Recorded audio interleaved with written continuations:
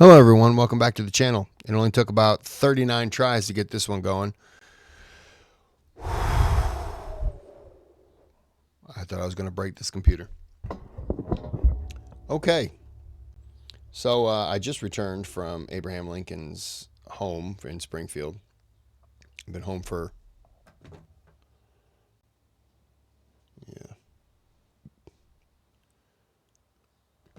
about an hour. It was fun. I made a ton of shorts. One person gave a thumbs down to the short. Okay, makes sense. This is History Underground, the birthplace of Abraham Lincoln. This goes into Kentucky. And click that thumbs up, subscribe to the channel, helps me out. Click on the thanks button, donate to the channel. American Abraham Lincoln's birthday. Okay. All right. Let's just shut up and get into this one. If I were to ask you to name a president who was born in a log cabin, I'm guessing... I almost forgot. Can't do this video without doing it justice, right? All right, that's better. Got my Abraham Lincoln beard on. Why would you be able to see it? There you go, Abraham Lincoln beard. Now I feel like I'm doing this video justice. I didn't get a top hat. I couldn't bring myself to it. I will, though. I will. That you would have the same answer as me and thousands of other Americans. Abraham Lincoln. Well, right now I am traveling through the state of Kentucky, and we are near the town of Hodgenville, and I decided to take a quick stop at the birthplace of Abraham Lincoln, where this memorial sits right behind me, stood the cabin that served as the birthplace of our 16th president.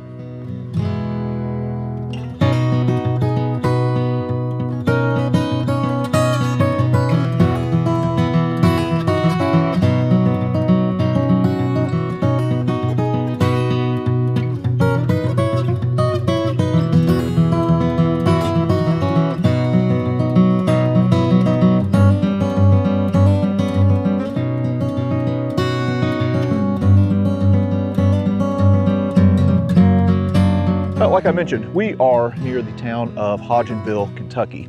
And in the fall of 1808, Thomas and Nancy Lincoln purchased a property right here that was known as the Sinking Springs Farm. And a cabin was built right up here where this memorial currently stands. And on February 12th of 1809, just a few months after having moved to this location, well, Nancy gave birth to their second child and their first son, a little boy that they would name Abraham, who would, of course, go on to become our 16th president. I just mentioned that this farm was known as the Sinking Spring Farm, and there is a reason for that. If you come to Kentucky, this has a lot of what is called karst topography, so there's a lot of limestone, a lot of caves. And if you look right down here, well, in the background, you might be able to hear running water. Well, there is a natural spring that is flowing right down here, kind of in this sinkhole. And this is probably one of the reasons why Thomas Lincoln chose to settle here on this 300-acre property. Here is a photo of the sinking spring that was taken in later years. So it's quite probable that Abraham Lincoln had his first drink of water that was drawn from this spring right here. So again, being a dependable source of water is probably why the Lincolns chose to build their home right here on top of this hill, so they could easily come down and draw water for cooking and for drinking. All right, now we are going to come back out in just a moment and go up to the memorial site because there's something inside that I'm really wanting to see. But also here on this site, they have a visitor center that talks about the early life of Abraham Lincoln and about Abraham Lincoln's family. So we're going to dodge inside real quick and see what we can learn about the early life of our 16th president.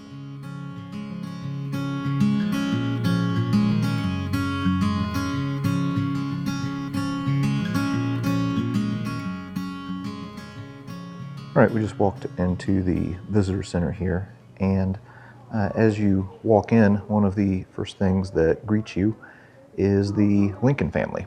So here we are looking at a likeness of Thomas and Nancy Lincoln and their daughter Sarah, and a young Abraham Lincoln who was born on Sunday, February 12th of 1809. And then over here, they're going to have a few artifacts here in the exhibit. And this one that we are looking at right here, you can see has the initials TL engraved on it. That is for Thomas Lincoln. This was a field stone that marked the grave of Abraham Lincoln's younger brother, who was born in 1812, but only lived a few days. Of course, during this period of time, infant mortality was especially high. But yeah, this was the grave marker for Thomas Lincoln. Here's another artifact that is exceptionally interesting to me personally. This is the family Bible for the Lincolns. Lincoln once said that, he says, in regard to this great book, I have but to say it is the best gift God has given to man. And in the frontier world, well, in a lot of frontier families, the Bible was the only book that they may have possessed. So a grown-up Lincoln would have recorded his own birth and important dates in the family pages of the Bible, but those pages are being kept by the Chicago Historical Society. But yeah, that is really, really interesting.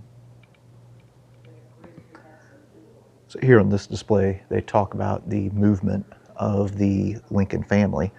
So in the late 1700s, well, Lincoln's grandfather, whose name was also Abraham Lincoln, so Abraham Lincoln was named after his grandfather, moved through the Cumberland Gap.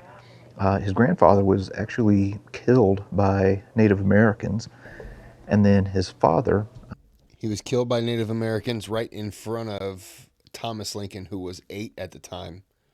And his brothers saved him by shooting the oldest brother,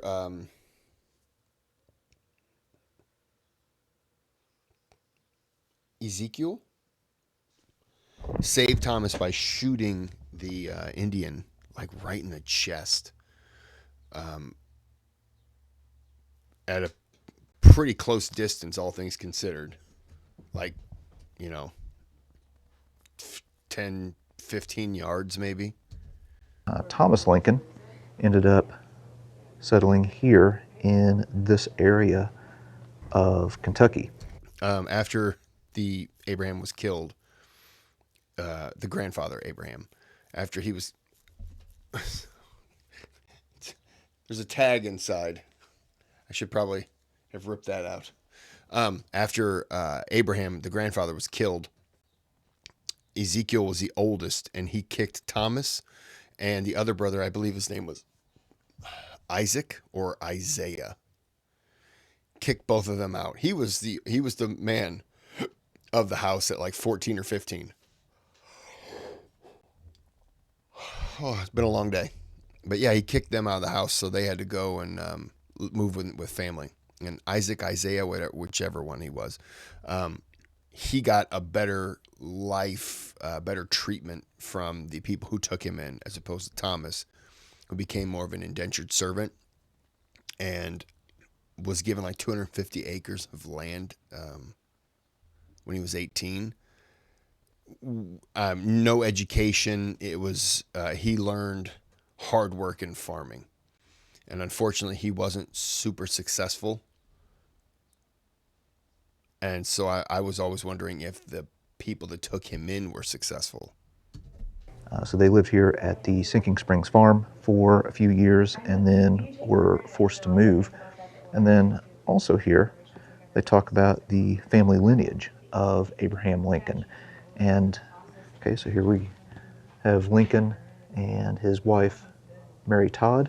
But something that I found interesting is if you go back in his family history, well, you see the name right here, Bridget Gilman.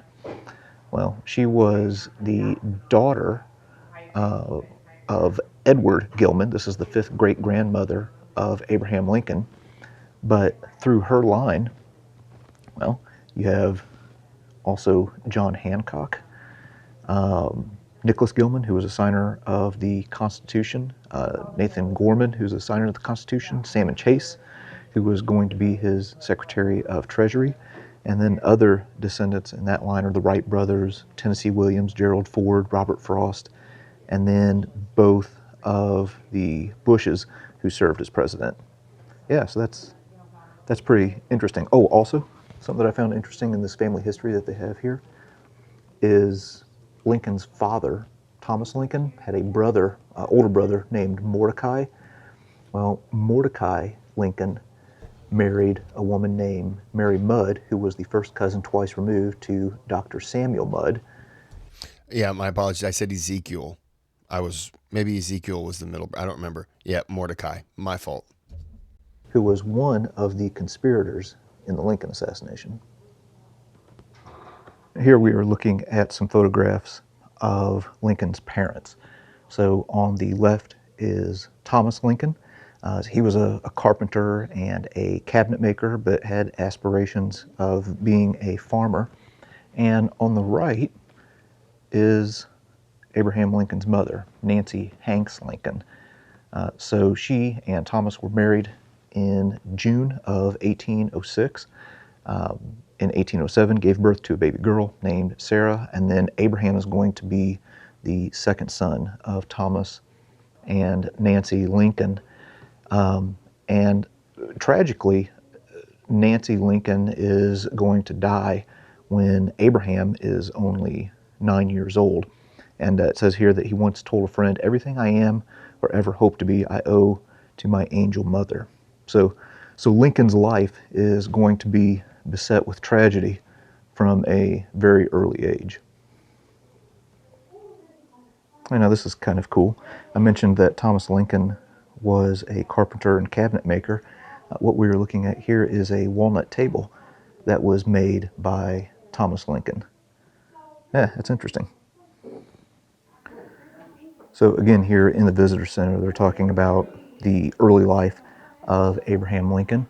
And again, he's born in a log cabin. So here they have some different tools that some of the early frontiersmen would have used in order to build a log cabin. So I mean, this was a hard life that these people were living. And then if you go around, they have like this little log cabin representation that you can walk into to get just a general idea of what it would have been like. Now, the Sinking Springs farm is only going to be home to the Lincolns for a couple of years. Lincoln paid, his father rather, Thomas Lincoln paid $200 cash for the Sinking Spring farm. It was 300 acres, which is kind of crazy to think about today. But there ended up being some problems with the land title, and they were forced to move to the nearby Knob Creek farm.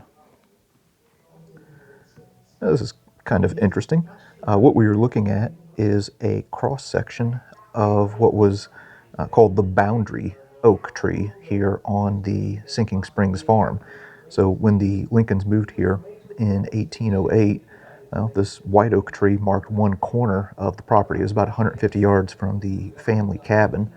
It was probably estimated to be 25 to 30 years old at the time that Abraham Lincoln, when he was born here. And then, of course, over time, grew and died. And in 1976, well, it was cut down, and then this cross-section was saved as kind of a link to our 16th president.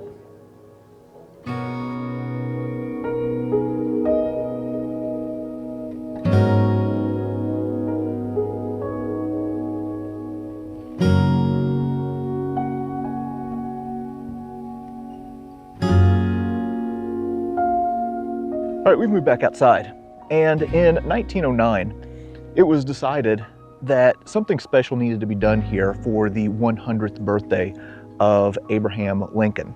So in February of that year, another great president, Teddy Roosevelt, came to this spot and laid the cornerstone for a memorial that would sit over where the log cabin where Abraham Lincoln had once resided and where he had been born. And then it would later be finished under the Taft administration. So we're going to go up and take a look at this memorial site. Makes sense. TR would have been the one that did that because one of his earliest memories is of the Lincoln funeral.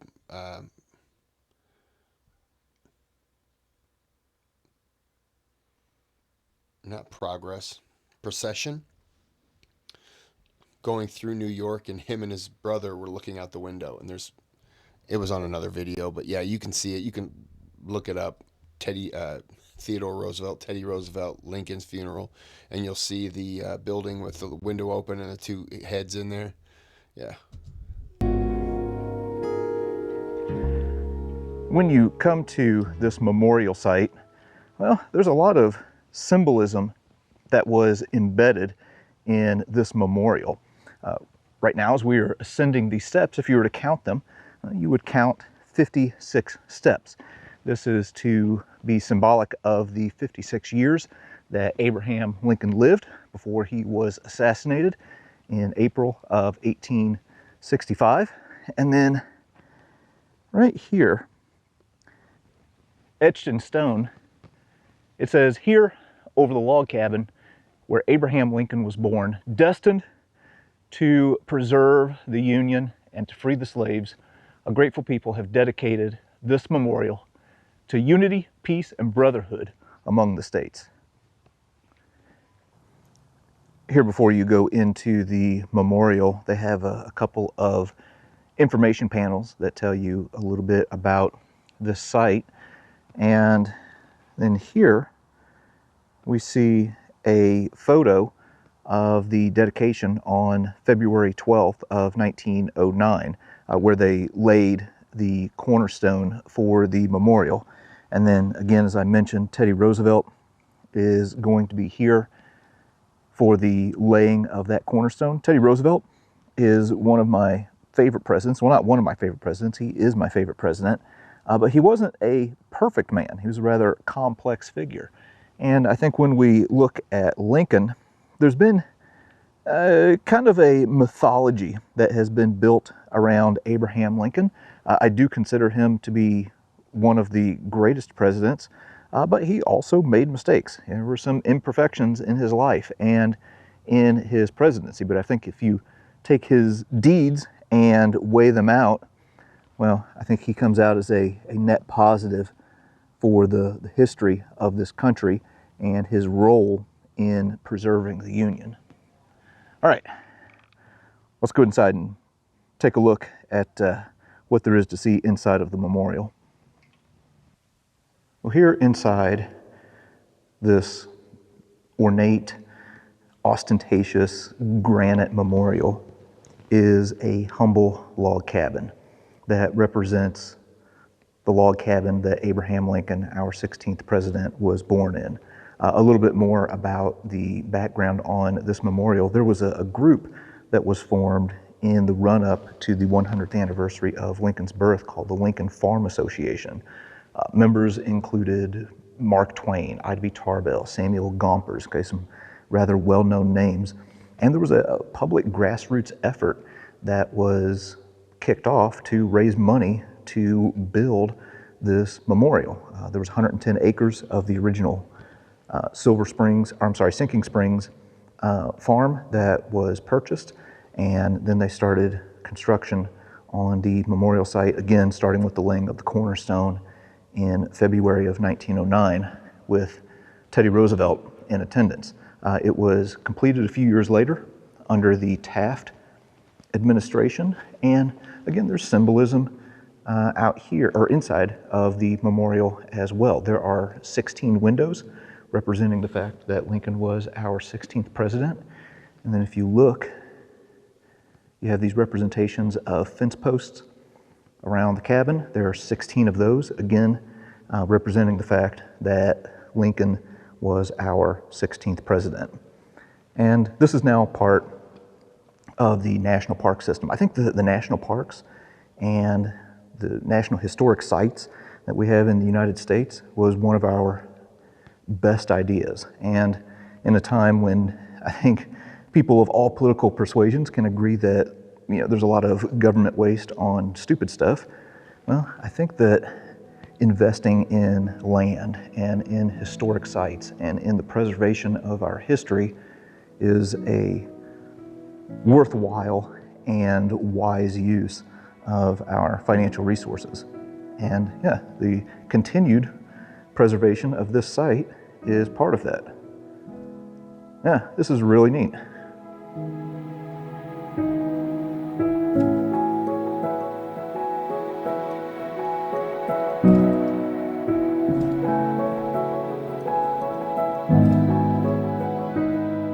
Now, Lincoln would only spend a short amount of time here at the Sinking Spring Farm, likely had no memory of this place whatsoever.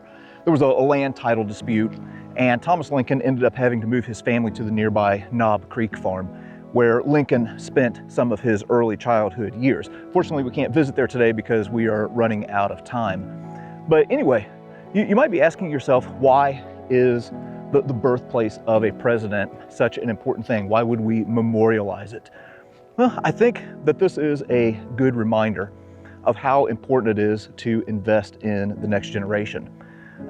Lincoln's parents and his family had no idea what Lincoln's future had in store for him, and that he would be playing a huge role in preserving the Union. But they poured into him, and they loved him, they educated him, and provided him with a solid foundation that he would build the rest of his life on. But anyway, that was a little bit from right here in Kentucky at the birthplace of Abraham Lincoln. Look at George Washington. When he was younger, his half-brother Lawrence married into the Fairfax clan. Fairfax, Virginia, the county, Fairfax County, Virginia, is named after the Fairfax family. British kind of royalty, rich, well-to-do. They took Washington in and saw something in him, and they helped advance him. Now look at Lincoln. Lincoln came from nothing. Didn't have a family nearby that was capable of seeing something in him and elevating him up fast. He had to work for it. He had less than 1 year's schooling in his entire life. He trained to be a lawyer. He argued cases. He gave very thoughtful speeches. He wrote from the heart. And he became a very successful president. Both of them had two completely different upbringings, but they both achieved, ultimately, a great bit of success for the country. And I think when you see this log cabin, and the reason why it's important is because it shows you that Washington did have advantages, but he still worked hard. Wasn't perfect.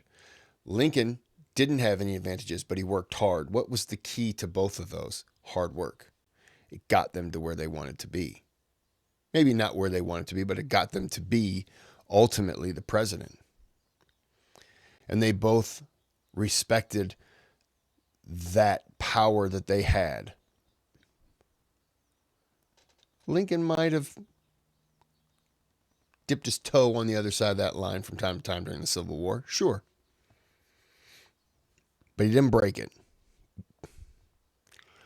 And so this is just a reminder that it doesn't matter where you came from.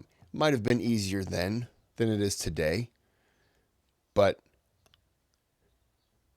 if you work hard, you can achieve a lot. You can achieve the most.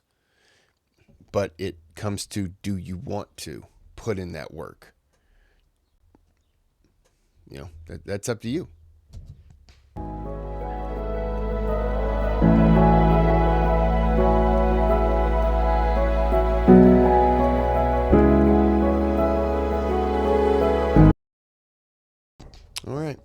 well, we're going to end it here.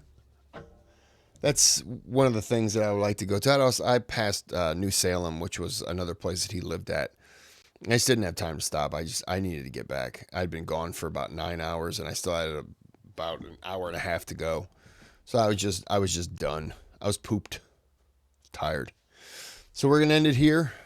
I could nap, and it's like 4 in the afternoon. It's 4:47 in the afternoon, and I could go to bed. All right. Well, I hope you enjoyed, and until next time, have a good day. Have a good night.